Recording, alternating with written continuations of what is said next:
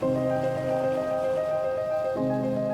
Lake District, England's largest national park. You can't think of anywhere better to be in the world. Every year, over 18 million people flock to its spectacular landscape. OK, let's go, guys. But if any of them lose something precious here, finding it again can be tough.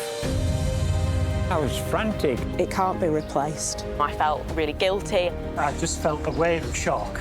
I won't ever forgive myself for it. So I've brought together local detectives and underwater explorers to scour lake and fell for treasured lost possessions. If anyone's going to find it, it's you guys. We just found a ring. You are joking. No. Sometimes our searches bring up surprises. Amazing! I'll tell you exactly what that is. It looks like platinum to me. I think this is going to turn on. Other times, what we pull up is just rubbish. Oh, legs, they stink! Ready to be transformed into new treasures. Oh. By some of the finest crafters from the region. I hated it and now I love it. But best of all is when we can reunite our finds with the people who thought they were lost forever. Oh. Sorry. I'll short up. I get it. Yeah, I get why you do this.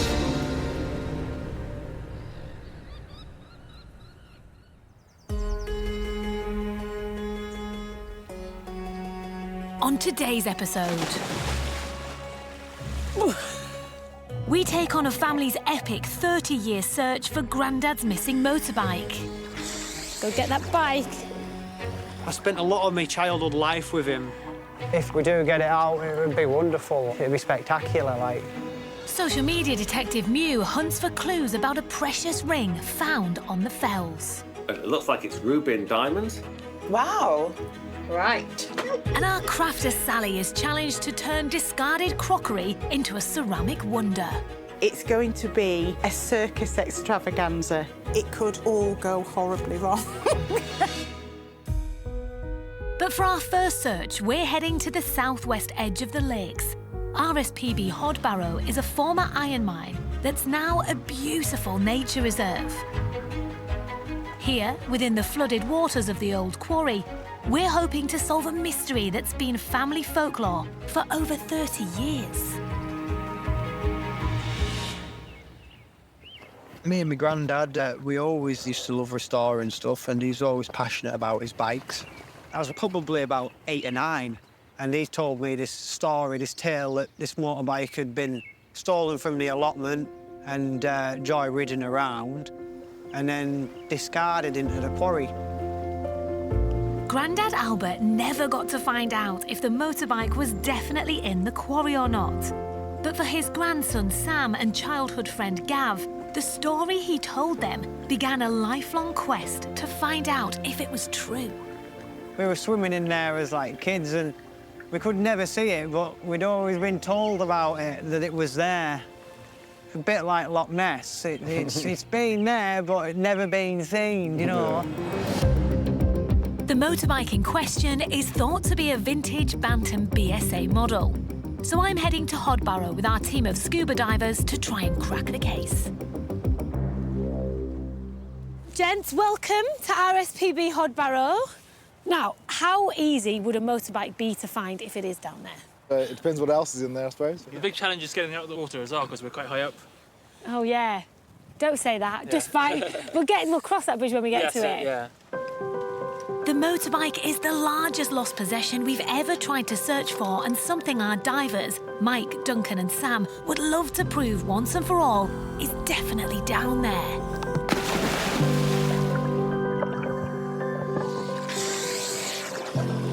And down they go. Oh, we'll never get bored of that. They let the air out and they just sink.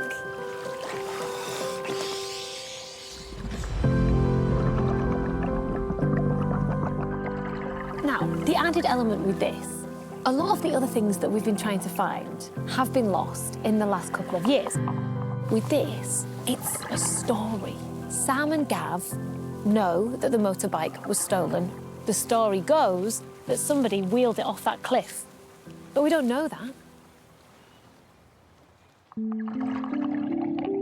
There's a good reason why it's thought the motorbike could be in here. Below the surface, the quarry is an unbelievable sight, a vast graveyard of abandoned cars and scrap metal. It was once the local dumping ground. Now protected, this doesn't happen anymore, and we've had to get special permission for our dive. So, I've had a look. Bikes, shopping trolleys, a wheelbarrow.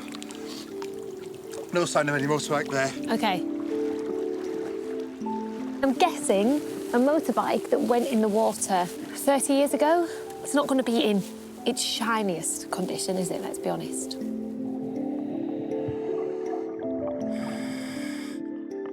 If we could get the actual bike back out of the quarry, it'd be amazing, because I like restoring a lot of stuff. My grandfather was the same as me, just had an eye for history, shall we say, really. As the years have gone on, and like my granddad's passed. Tried to have a Yeah, I look. tried to have a look. I wouldn't get in. No, Gav's not been in, he won't go in, but I swam down and with just a scuba mask on, with the goggles and a snorkel, like, and the amount of cars and that, it was piled up like Jenga. But if we do get it out, it would be wonderful. It'd be something else, it'd be spectacular, like. Despite having to dive amongst all the worn tyres and rusty old cars, Duncan thinks he's spotted a motorbike petrol tank. So it's difficult to see, Right. but it's dirty. I can't see a marking on it. Is this part of the lost motorbike? We need to make a plan to bring it up to the surface and find out. Oh, there's so much excitement. Yes!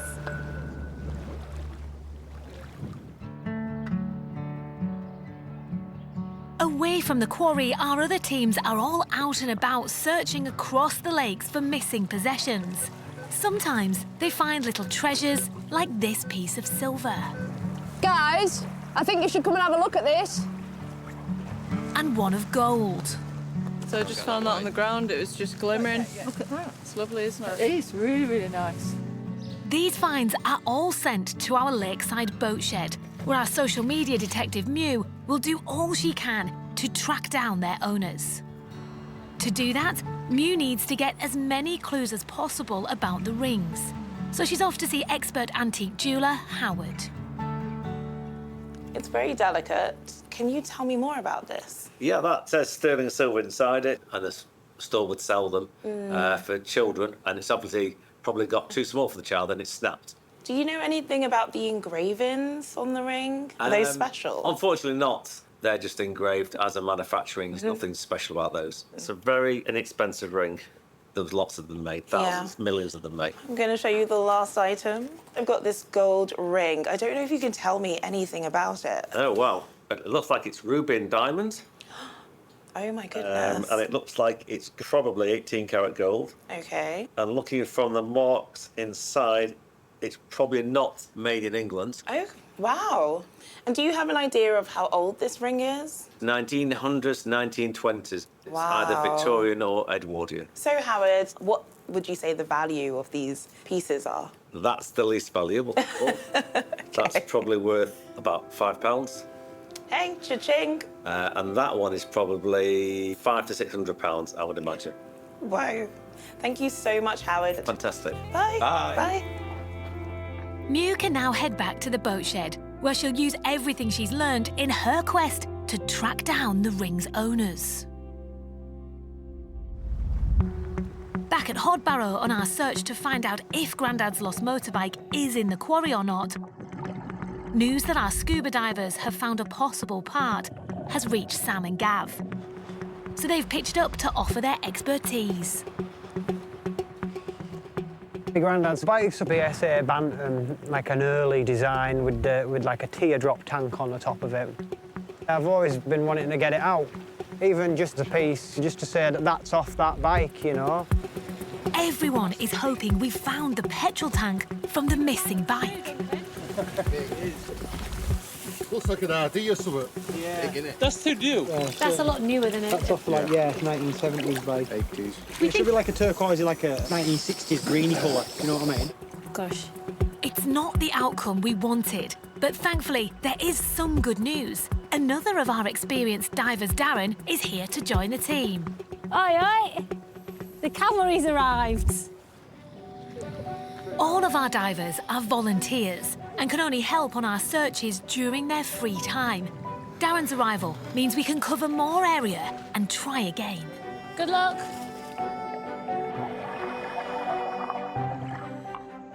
So how close were you to your granddad? I spent a lot of my childhood life with him when, like, my mum and that were working or my dad and that were away working.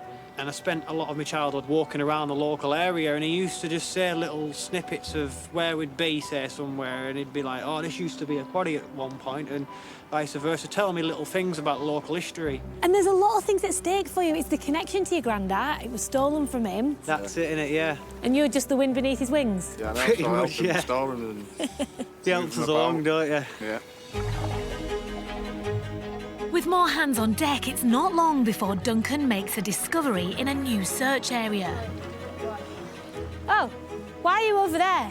There is a motorbike right below me. Oh, and does it look like the Bantam? It looks like a motorbike. OK. Is it the motorbike? It's disappeared. Probably because I was asking him stupid questions.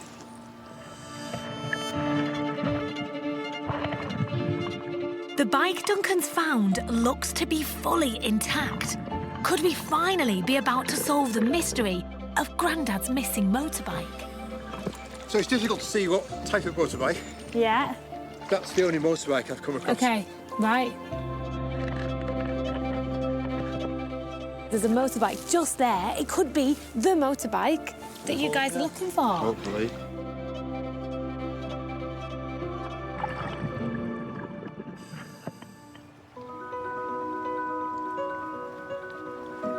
Sadly, the sort of debris and scrap we're seeing in the quarry is not unusual for our searches. Our underwater explorers unearth all sorts of rubbish as they help clear the lakes of discarded items. And something we consistently find is lots of broken pottery. What's the story behind this? Did someone come out with like a pasta salad and have a terrible accident? Whatever the story, in her workshop nearby, there's a brilliant local crafter who can cherish these broken pieces once more. Right. Are you ready for this? Sally is a ceramicist who loves incorporating found bits and pieces into her amazing works of art. There's a few shards of pottery which still have a decorative kind of value. I like this piece, but it's very kind of thick and a bit cumbersome. One piece that did take my fancy from the beginning was this, which we believe is off the back of a toilet or a cistern. I think that this would lend itself really nicely to some kind of hanging sculptural object. I thought a trapeze artist. When I was a youngster, I went to a Church of England school and the teacher said, God made Adam out of clay, and I went, what? You can make people out of clay? Quirky characters are a speciality of Sally's. It's like a sort of knobbly knee competition. It's really nice, all these little legs. And she loves to combine them with repurposed pieces, so the toilet trapeze is the perfect fit. Sometimes I've got to count them. 1, 2, 3, 4, 5. Hey, do, little can pair. I do enjoy the surprise of lost or found objects. Love it. Love it, love it, love it. Can you tell I'm getting excited?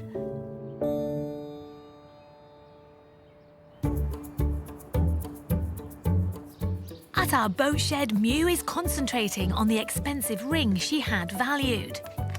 She's decided to create an online campaign to see if she can track down the owner using the power of the internet. Today I'm filming a social video all about the gold ring we found in Helvellyn. Mew needs to give enough information to alert the person who lost it, whilst holding some facts back so she can verify them with the owner.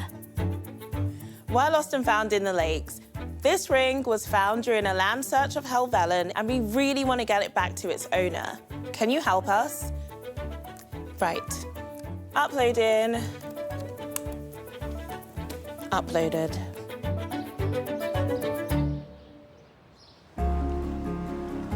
Whilst Mew works on getting the word out about the ring, back in Hodbarrow, on the search for Sam's granddad's missing Bantam, the scuba divers have discovered a bike, but is it the right one? There is a bike over here. Is it the Bantam? Isn't it the Bantam? It is intact. We're not sure what it is. So the guys are going to put floats around it, which will hopefully lift it to the surface. But as we know, things can change.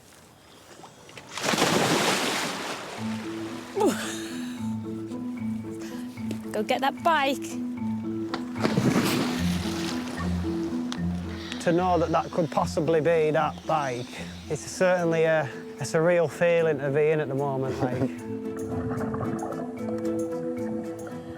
Let's see what they bring out. This is the nerve-wracking bit. It's nice to have other people watching the bubbles with me. I know. You all right down there?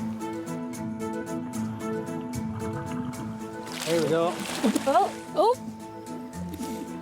OK, so you can see the airbags are very slowly and gently lifting something to the surface, which hopefully means it's less likely to get damaged.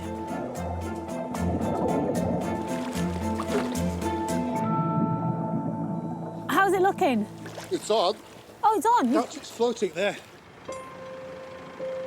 To get the bike out safely, we need the help of a company who specialises in depollution. Removing the bike carries a small risk of contaminating both water and land, so it needs to be handled correctly. This is the tricky part, though.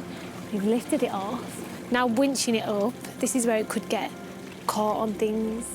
Heaven forbid, break on something. What is it, a Yamaha? Oh, this is making me nervous.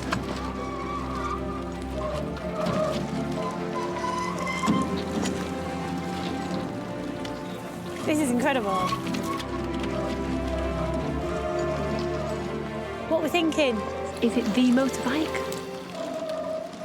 It's an old Suzuki. It's a huge blow. It's not Granddad's Bantam. It's not the bike you came for. It is a bike, though. Yeah. It's pretty intact. It is pretty intact, yeah. 90% of it is there. Let's get it onto the back of the lorry. Yep. It's going to be taken away to be depolluted. Hopefully, we can find out whose it is. Yeah, it'd be nice. And what happened to it. Yeah, what the story is behind it. Yeah. It's definitely a huge positive to remove this rusty bike from the nature reserve, and the search isn't over yet. We're not giving up.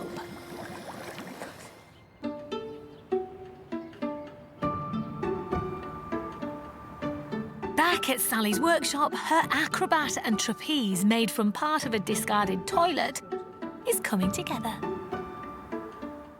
Oh, now this is my favourite bit of all time, the lips. I just love doing the lips. And with all of my figures, I do try and give them a little slightly upturned mouth because I do want them to be joyful. Nobody wants to see a terrified acrobat. For the finishing touch, Sally plans to reuse some old-found pennies from Coniston. Hey, the last bit, hey? Little bird on a wire, the little acrobat. That's a good snug fit. Smashing. And there she is. So we just need to bring the curtains down on this performance. Give her her own stage. It has been really nice to breathe new life into something. I mean, when I look at what I've created and I think that, hey, a few weeks ago, you were languishing on the bottom of Coniston. Yeah, it's really positive. Literally just, there we go. Yeah, I'm really pleased with that. Sally's upcycled acrobat will now swing its way to one of the lake's independent shops. Meanwhile at Hodbarrow, the divers are searching one last area for Sam's granddad's missing motorbike. And there's a sudden discovery. BSA? Yeah. Oh, Honestly. Yeah. oh, that. I mean, that's definitely green. Yeah, you can just see BSA there, look on the side of the knee guard. Oh, that is the tank. That's it. Oh, that's so. That's it, yeah. Oh, nice. Yeah, BSA, definitely. 100%. You can just see it on the side of there, look. I can't, yeah. Oh my gosh, that's amazing. Is it green, is it? Yeah. Oh, right. So this is definitely part of the BSA Bantam. This is definitely part of the BSA, yes. As we can see on the side of here, BSA. BSA. This is what you've been after since you were 8. That's it. It's mental. Right colour as well. But I can see you two are looking at that and thinking, ooh. Proof to the myth. After 30 years, at last, Sam finally knows that his granddad's tale was true. Guys, this is obviously part of it. Is there anything else down there? It's like falling apart. It's stuff scattered everywhere. Frames rotten. There's no frame attached to it as well. Yeah. But having been underwater so long, the only surviving bit of the bike is the tank. How do you feel now you found it? Over the moon, it's kind of a bit weird, really, that it's there. It's there, you know what I mean? That's what we've been on about for so long, and it's actually there. And that's obviously the BSA. If that fuel tank could speak, I'd love to know the amount of stories behind it, you know. But most importantly, what do you think Granddad Sam would have said if he was still with us today? I'd know about the over the moon. I would probably be saying, what are you bringing that old bit of scrap home for? But he said, yeah, it's there, I told you. Well, I'm sure Granddad Sam would be very proud of you. I know. I'm over the moon. We're all so chuffed for Sam and Gav. But before we can hand over the tank, we need to get everything we've recovered cleaned up. So while our haul is transported to the company's decontamination site, I'm heading to the boat shed to catch up with Mew about her search for the owner of our valuable gold ring. It's clearly a precious ring. You know, there are stones in there that are quite expensive. Somebody must really be missing this. So have we got any idea whose it is? Unfortunately not. We've made so many leads on social media, we've put out call-outs, we've tried everything. We even called around where the ring specifically was lost. We've had no luck. So nobody's claimed the ring? No. And we haven't had anybody come forward and say, I've lost a ring? No, and it's a shame because, like you said, it's a precious ring. It's worth quite a bit of money. So hopefully someone out there can see this and we'll be able to get their ring back to them. And it's a beautiful ring, so hopefully we will get it back to the rightful owner at some point. Until then, all our valuable finds will get stored in our lost and found safe.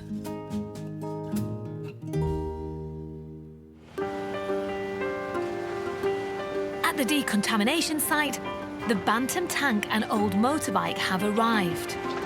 Team leader Dave will take them through a cleaning process to make sure they're made safe.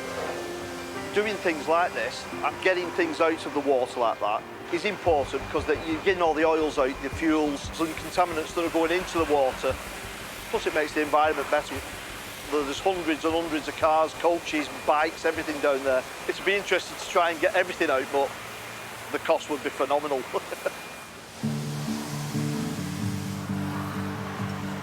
This machine will take petrol out, oil, diesel, coolant, brake fluid. Just let the machine suck it all out. Now the bike's had a good clean, we're hoping there might be some clues to help identify its owner. I think the bike itself's come up better than what we thought it would do. Trying to find the engine numbers. There are some numbers here. Normally on bikes, there's damped into it here. Yeah, here. But again, the sticker's gone and worn away. There's nothing left. It has come up better than what I thought it would though. I wouldn't like to think I had to repair it though.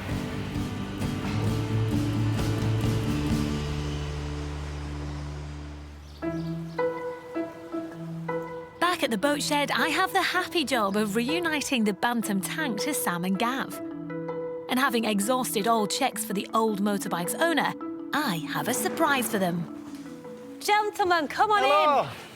in. Now, I felt bad when we had to take the pieces away from you, because I could tell you guys were like, let me at it, let me at it. There it is, look. Can't believe it's back. Still there. Still in one piece.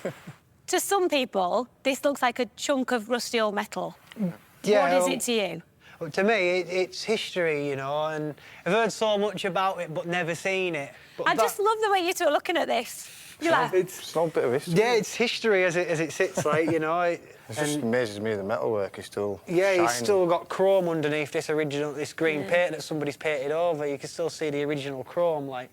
But it's held up reasonably quite well, to be honest with you, considering it's probably been under there for at least 25 years that I know of, you know. you know, like some people pass on heirlooms and bracelets and jewellery. Yeah. Your granddad wasn't able to pass on the motorbike, but you've been able to reconnect with a part of the motorbike.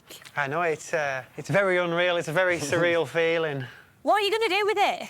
I think what I'll probably do is most likely preserve it in, like, beeswax or something to stop it from corroding anymore. Favour rusting. And then probably not just a great lot, it's more of just a talking piece to put on a shelf and say, this was part of my grandfather's bike. How You're not going to go survived. fishing for the rest, are you? No, no. Just checking. Let's turn our attention to this. Yes. This is almost in its entirety. It's not a Bantam, but No. it is a bike. It is a bike, yes. Yeah, it's a Suzuki, and it's cleaned up fairly well, to be honest with you. They're like brand new. Yeah.